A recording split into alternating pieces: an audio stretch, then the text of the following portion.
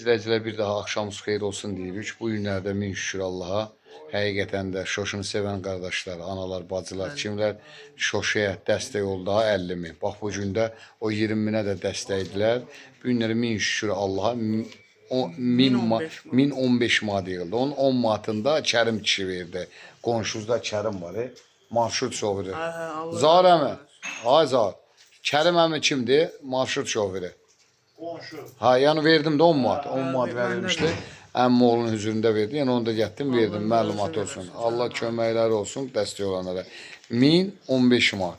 Deməli 11.015 manat yığmışıq. 11.015 manat 8.985 manat qalır. Allah köməkləri olsun. Allah canlarını sağ eləsin. Bir daha bəli, elədir.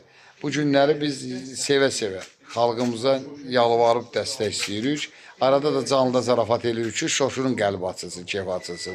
Yəni, başqa cür başa düşməyin. Biz arada zarafatlaşırıq ha canlıda. Şoşunun ürəyi açılmaq üçün edirik. Var olasın. Və bir daha Şoşunu sevənlərə təşəkkür edirik.